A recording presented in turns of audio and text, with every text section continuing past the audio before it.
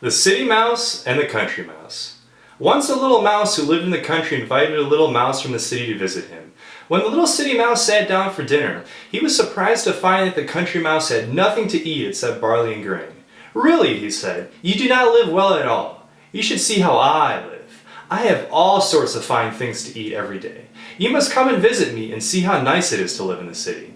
The little country mouse was glad to do this, and after a while, he went to the city to visit his friend.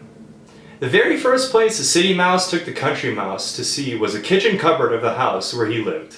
There, on the lowest shelf, behind some stone jars, stood a big paper bag full of brown sugar. The little city mouse gnawed a hole into the bag and invited his friend to nibble for himself.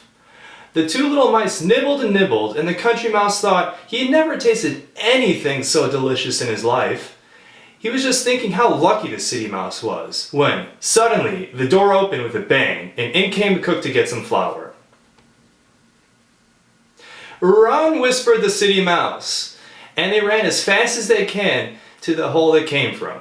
The little country mouse was shaking all over when they safely got away, but the little city mouse said, "That is nothing. She will soon go away and then we can go back." After the cook had gone away and shut the door, they stole softly back. And this time the city mouse had something new to show. He took the little country mouse into the corner on the top shelf, where a big jar of dried prunes stood open. After much tugging and pulling, they finally got a large prune out of the jar onto the shelf and began to nibble at it. This was even better than the brown sugar. The little country mouse liked the taste so much that he could hardly nibble fast enough.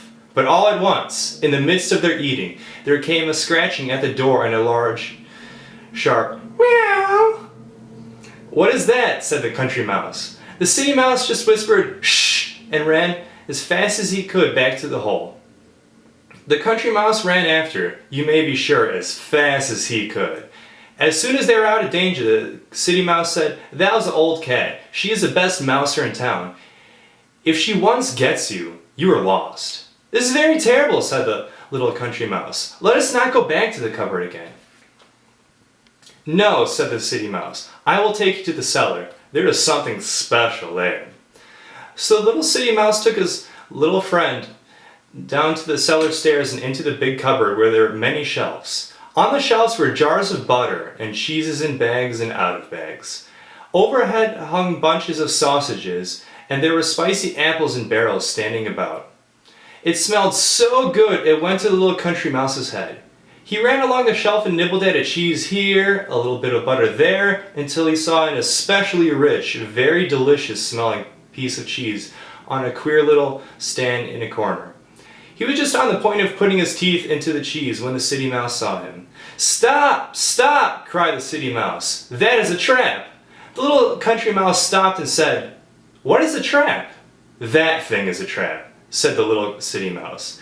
"The minute you touch the cheese with your teeth, something comes down on your head hard and you're dead." The little country mouse looked at the trap, and then he looked at the cheese, and then he looked at the little city mouse. "If you'll excuse me," he said, "I think I'll go home. I'd rather have barley and grain to eat and eat it in peace and comfort than have brown sugar and dried prunes and cheese, and be frightened to death all the time." So the little country mouse went back to his home, and there he stayed for the rest of his life.